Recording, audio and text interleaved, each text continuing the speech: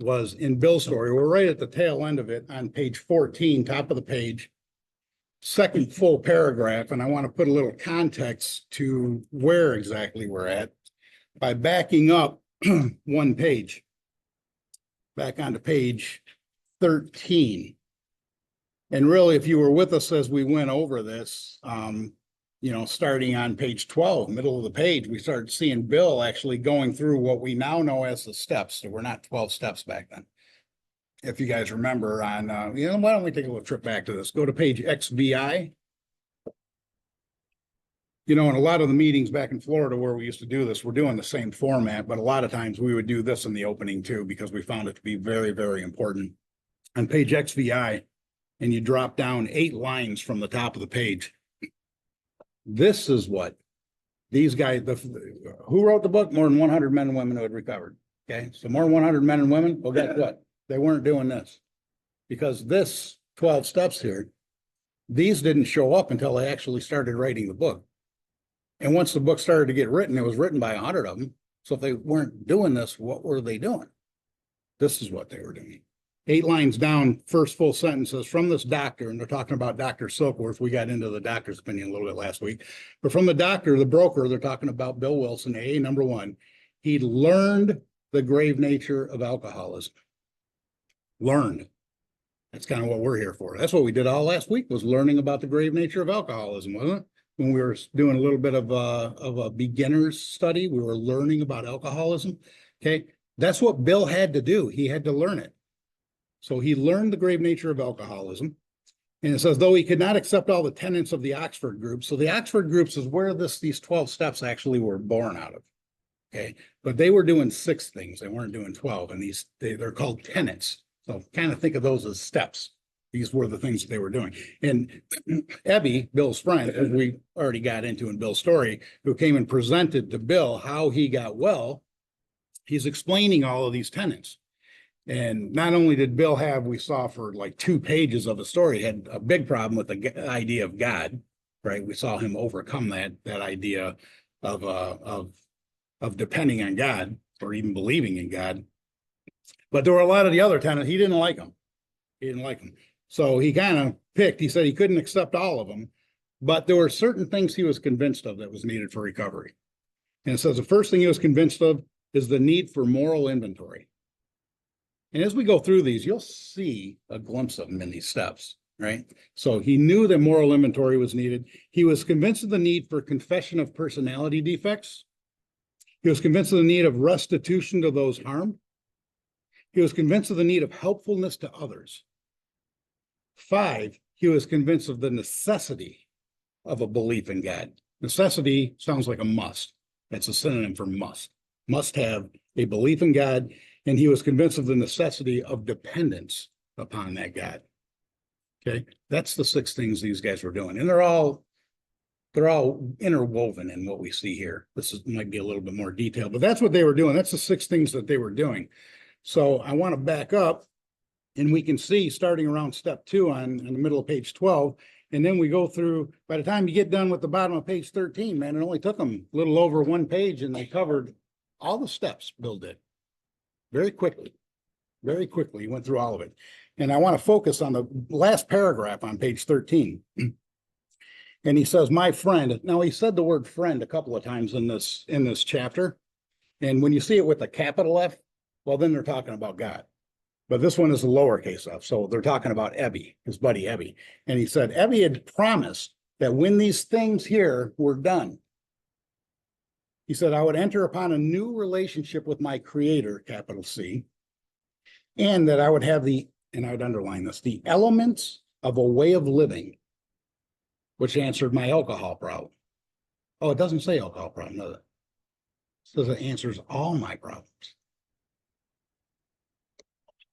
I think many and most of us, when we get here, when we look at the problems that most of it, I can't speak for anybody else, but anybody I've worked with and myself, when I got here, it wasn't because, man, I just don't like drinking anymore, so I'm going to want to stop. That's not the case. I did not want to stop. I like drinking. I just hated like hell the consequences I seem to keep paying. More importantly, if I looked at it closely, just as the doctor said, my problems had piled up on me and become astonishingly difficult to solve. I came here just full of problems. And a lot of them really didn't have anything to do with alcohol, just problematic. And here he's saying, I found the elements of a way of living that's going to answer all of those problems. You know, we read sometimes at other meetings that would go into reading the promises, right? And they talk about, we'll intuitively know how to handle situations which used to baffle us. That's what they're talking about. I'm going to find a solution to all of my problems once I've done these things. Sounds like a winner there, doesn't it? Yeah, nothing about sober, nothing about drinking.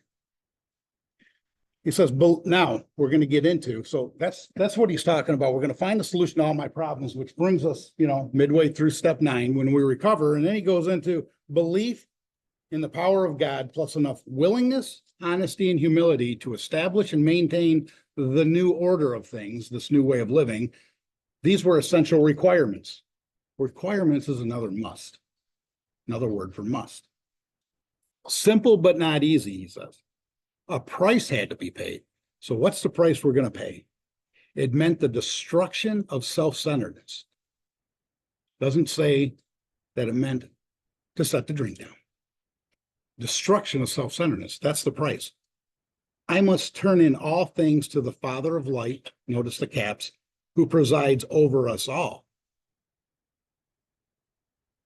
When we go midway through step 9, the whole idea of doing that is to get us a blank slate so that we can enter this new relationship with God, which is what he's talking about.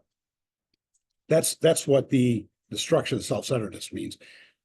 Once we recover, as Bill had recovered, now he says, this is what I have to do to continue to stay that way, because we don't stay recovered by doing nothing. There's more that we have to do. And he says that I must turn in all things to the Father of light who provides over us all. That sounds like that number 6 tenet that we read, dependence upon God, turning in all things. If he's going to solve all the problems, that means we turn in all things. So what that also means is that I don't go home and get up in the morning. God, I remember hearing this so much when I was younger. Go to me, just, first step table, you get these old timers, they would say, all you got to get up in the morning and ask God for a day of sobriety. And based on what we learned last week, that'd be just the same as saying, God, please give me another day of misery with no relief. That's basically what we're asking for. That's not the case. We're not looking to be sober. What we're looking for is something, if this is going to solve all my problems, then it seems to make sense that I need to turn all things over to the Father of light. That means God's not just there for my convenience to keep me sober. And that's it. That's his part. Now, just stay out of my sex life, stay out of what I do at work, and stay out of everything else. If he's going to solve all my problems, then I have to turn all things over to him. That's a tall order. That's a tall order. A little preview of coming attractions, what we're going to find is the problem, again, is what we just read, is this destruction of self-centeredness. The problem is self-centeredness. Page 62 at top says, the root of our problem is self-centeredness. Highly important point, right? That is the root of alcoholism. Not alcohol, it's self-centeredness. We need to destroy it. Even being here today, for some of us who have already recovered, it's like, well, why are you there? You know this. Why are you even here? You know why we're here? To hear and look at those first 6 people that raised their hands saying, or that said that they're new. We're here so that we can teach you, because our life depends on that. Because what better way of getting rid of self-centeredness other than not thinking about me and thinking about helping somebody else? That's the whole idea. So that's what he told them we got to do. We got to turn in all things over to the Father of light. These were revolutionary and drastic proposals, but the moment I fully accepted them, the effect was electric. Would also ask, if you have your own book, to underline that word accepted. One thing you're going to find in this book is every time you see that word accept or accepted, they're always talking about the solution. When they're talking about the problem in step 1, conceding that we're alcoholic or that we're powerless over alcohol means the same thing. We concede that. You know what concede means? It means to admit it begrudgingly. We don't want to admit that that's what it is. It's faced by our circumstances that we're forced into making that concession. And what I'm getting at is if you understand that and that makes sense to you, does it make sense to anybody if somebody comes in and says, I had to accept I was an alcoholic? That is not something that we accept. That's something that we admit. That's something we concede. But the word accept is something that we take freely and willingly. Now, when somebody said you're an alcoholic, oh, thank God, I'll take that. No, we always accept when it comes to the solution. So he says, the moment I fully accepted these ideas, the effect was electric. There was a sense of victory followed by such a peace and serenity as I had never known. There was utter confidence.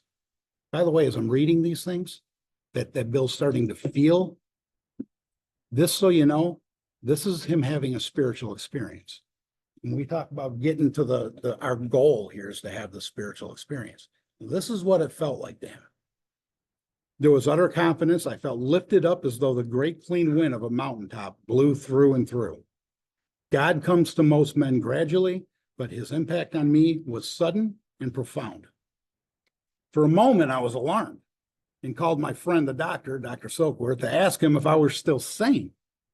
He listened in wonder as I talked, and finally he shook his head saying, something's happened to you. I don't understand it, but you'd better hang on to it because anything's better than the way you were. He had no idea what he had. Remember the Dr. Silkworth, we praise him so much in the doctor's opinion, but really, if you think about it, what did Dr. Silkworth give him? He taught him the grave nature of alcoholism. He taught him you're going to die and there's no hope for you. He didn't give him any solution. He just told him the truth. You are hopeless. That's step one. Hopeless, defined as no possibility of a solution, right? So that's what he's saying. Whatever you got, man, hang on to it because it's something I couldn't give to you, and it's certainly better than the way you were. The good doctor now sees many men who have had such experiences, spiritual experience. He knows that they are real. While I lay at the hospital, the thought came that there were thousands of hopeless alcoholics who might be glad to have what had been so freely given me. Perhaps I could help some of them. They in turn might work with others. Didn't we read that in the doctor's manual? What were the three things Bill had to do? One, he got these conceptions and he got well, he recovered. Two, as part of his rehabilitation, he presented these conceptions to other alcoholics. That's part of his rehabilitation. And then the third thing he had to do was those who got well, he insisted that they must do likewise with others. It's exactly what he's talking about here. Bill got that idea. They in turn might work with others. My friend, again, this is lowercase f, so it's heavy, he'd emphasize the absolute necessity of demonstrating these principles in all my affairs. Particularly was it imperative. Imperative means not to be avoided or evaded. Particularly was it imperative to work with others. Now, if you know anybody who's recovered, been sober a long time, claiming to be recovered, if they're not working with others, they must have missed this sentence very early on in the book. It is not to be avoided to work with others. Is it any clearer that we must work with others when we recover? It's imperative to work with others as he had worked with me, because faith without works is dead. That's what he said. And how appallingly true for the alcoholic would underline this whole sentence here. For if an alcoholic failed to enlarge and perfect his spiritual life through work and self-sacrifice for others, he could not survive the certain trials and low spots ahead. So we heard how great it felt for Bill to be recovered. At some meetings, again, they read the promises. Many of you have probably heard that read before. Oh, that sounds wonderful, wonderful way of life, to be recovered and have these things happen. But what they're telling us here is there are trials and low spots that lie ahead afterwards. And it doesn't say might, it says certain trial. You're going to have trials and low spots later. So that great feeling, that's not a consistent thing all the time. You're going to have trials and low spots, certainly. And it says, after you recover, when you have these trials and low spots, you're not going to survive them if you're not intensively working with other alcoholics. Sound important? And that's a key point that we're going to see throughout the whole first portion of this book, because, you know, they'll talk about it here. And my experience has been, and I believe I've mentioned this to you guys before, that when you get new people and you get somebody they call a prospect, right, to start working with, and they're all gung-ho and ready to go. Well, my experience has been, no matter how it falls apart, my experience has been at least 90% of the time it falls apart. The willingness just isn't there to keep doing this. You know, it could be after the first, man, I need help. I need this relief. Please help me. Okay. You know, and I agree to work with you, but why don't you read the doctor's opinion all this week, every day, and come back next week and we'll talk about what you read and see about getting started. And that's a twofold thing. One, what's in the doctor's opinion is extremely important, but two is if you come back next week and you didn't every day read that 7¼ pages, if you ain't willing to read 7¼ pages for 7 days, are you really willing to do all of this change of life? I mean, that tells me the level of willingness somebody actually has. Is it bad enough that you're willing to do anything? That's what we need from a newcomer. Are you willing to do anything? So I don't know where the hell I was going with that. Let me get back to where I was. Yeah, so imperative to work with others, face of that word. So back to these certain trials or low spots are going to come ahead. And if an alcoholic failed to perfect and enlarge his spiritual life through work and self-sacrifice for others, we have to work with other people. We have to keep working as a point. When we have the spiritual experience, the idea is not to just maintain it. We have to grow it. That means we have to keep doing work. And when that clicked in my head, I always thought of that as like an escalator. If you're standing on an escalator going down, you're slowly going down. We have to keep walking just to stay where we're at. Need more work to kind of get above it, but we have to constantly be working. This is not something that is a one and done, right? Is the idea. So that's a good point. Oh, that was the other point. So other than the newcomer not coming back, that happens often. But you know what else happens often, which is incredible, is the ones that really want this, that I have seen. I've talked to other people that have had the same experience. The ones that really want it, buddy, they're willing to do anything. And we walk them through and they go through all this work. They go through their 4-step, you know, they're going back, they make amends, they recover. Their classic definition of what we read in this book, what we read is exactly what they feel. They have had a spiritual experience and life is great. And you know what happens more often than not if you go through all that work? At least in my experience, this happened very often, is we get complacent. It's like, well, look, I don't need to get that much better. This is good enough. And by the way, I'm busy, man. I got a job now. I got my family back. I got things. I ain't got time to work with other people. You know, I'll go to the meetings.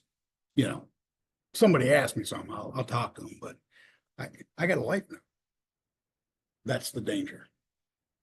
And in my opinion, this is an opinion based on my experience, is that I find people that I've worked with in more danger right when they recover than they are when they first come in. Because when they first come in, they're either willing or they're not. If they're not willing, then they haven't got the first step yet. And the only place you're going to get that first step for that willingness is back out there drinking. It's not in here. You got to get beaten to a state of reasonableness, right? So that either it's there or it's not. But after you recover, you know, we're on very dangerous territory because life is good now. We don't have the heat on us, pressuring us that we need to do anything. It's like life's good, if we're not convinced that we have to do more. But Bill, as we see, he was convinced, wasn't he? First thing he said is, I thought I can go out and help others. And you know what? They might be able to help others too. And by the way, Ebby said that was imperative for me to do it. So he got that right away. Thank God. Thank God he got that right away. So, so if he did not work, top of 15, he would surely drink again. And if he drank, he would surely die. Then faith would be dead indeed. And with us, it is just like that. So my wife and I abandon ourselves with enthusiasm to the idea of helping other alcoholics to a solution to their problems. Got an S on the end of it. So we're talking about all their problems, right? It's going to help them with the solution. So this is right after he recovered, got out of the hospital. We're going to get on a motorcycle and we're going to go out and find people and we're going to help them. It was fortunate for my old business associates remained skeptical for a year and a half, during which I found little work. They didn't want Bill around. Bill said he got the spiritual experience. He's different. Like, just say, you know, let's keep an eye on you, Bill. Let's keep you at arm's length. So he couldn't get much work even. Now get this. He just had a spiritual experience. And look at this next statement. I was not too well at the time and was plagued by ways of self-pity, self being the problem, and resentment, which we'll later learn is the number one offender, kills more alcoholics than anything. So he's being plagued with these things after being recovered. Certain trials or low spots are coming to him. This sometimes nearly drove me back to drink. But, and I would underline this, I soon found that when all other measures failed, all the other things that he could do up here, when all those things failed, work with another alcoholic would save the day. Many times I've gone to my old hospital in despair, and on talking to a man there, I would be amazingly lifted up and set on my feet. Anybody here who's recovered had that happen? You could just be so consumed with self and whatever's going on in your life, all the problems I got, and that then you get and you start talking with a newcomer, and you see what problems are, and you're reminded what problems are, but more importantly, you can help them to a solution to that problem. Anybody know that feeling of being lifted up like that? Yeah. So we're told we have to do it here. That's kind of what we're getting, but you're going to find later in the book that all these guys say it starts by being that we have to, but then we start doing it because we want to, because we like the way it feels. Right. And that's what he's talking about. And he says it is a design for living that works in rough going. And that's the statement. We commence to make many fast friends, and a fellowship has grown up among us, of which it is a wonderful thing to feel a part. As we go through this, I want you to compare this to what we talk about in step one about having an unmanageable life, because this is Bill after being recovered and working with other people. This is what a manageable life looks like. He's got all these fast friends growing up around him. The joy of living we really have, even under pressure and difficulty. I've seen hundreds of families set their feet in a path that really goes somewhere. I've seen the most impossible domestic situations righted, feuds and bitterness of all sorts wiped out. I have seen men come out of asylums and resume a vital place in the lives of their families and communities. Business and professional men have regained their standing. There is scarcely any form of trouble and misery which has not been overcome among us. In one Western city and its environs, there are 1,000 of us and our families. Keep in mind, when we talk about Western cities back then, we're not talking about California. The line was not at the ocean. The line was really at the Mississippi. So when he's talking about Western cities, he's talking about Ohio, right? All right. So we meet frequently so that newcomers may find the fellowship they seek. At these informal gatherings, one might often see from 50 to 200 people back then, before they even wrote the book. We didn't have 50 here. Sounds like it was electric, and it sounds like it was very attractive to people. Wait till we get in later and see how far people would drive just to come to some of these meetings. We're growing in numbers and power. An alcoholic in his cups is an unlovely creature. Love his language. Our struggles with them are variously strenuous, comic, and tragic. One poor chap committed suicide in my house. Underline this. This is why. Because he either could not or would not see our way of life. Could not or would not see our way of life. I will direct you back to page 58 to how it works. Rarely does a person fail if they thoroughly followed our path.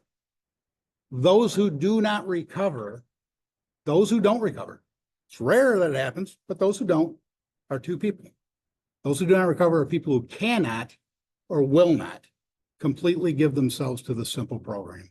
It's exactly what he's talking about here. The people who fail are ones that either cannot, and on page 58, that's all they talk about after that, is the ones that cannot. The ones that are constitutionally incapable of being honest with themselves. Mentally, they're just incapable of being honest. And it even says you can be really mentally, it's a grave emotional and mental disorders. You can be that jacked up and still recover if you have the capacity to be honest. That's the only thing. So even, there's not too many cannots out there is what they're saying. They don't go into talking about the will nots. And they don't need to, because we know what a will not is. You're not willing to read the doctor's opinion 7 days in a row. You certainly are not willing to do any of this. So this guy who killed himself is a cannot or will not. Notice he did not drink. This guy was at the end of his rope, and I have been there. And many of you have heard that story before. Sober 16 years. Sober, not recovered. Didn't know you recovered. Been in AA since I was 14. Didn't know anything about this, what's in this book. Probably because this book wasn't out of very many meetings. And at whatever meetings they were out, I stayed away from those meetings because I didn't know anything about what's in there. But boy, could I sit around a meeting and talk and give my opinion like everybody else. I learned how to do that really early on. Just about killed me. So I didn't go back to drinking at 16 years sober. I went to sit in my closet to put a gun to my head to take myself out because my problems had still piled up on me and become astonishingly difficult to solve. And drinking, that wasn't a solution for me anymore. That desire to drink had been removed. I knew that was going to make my life worse.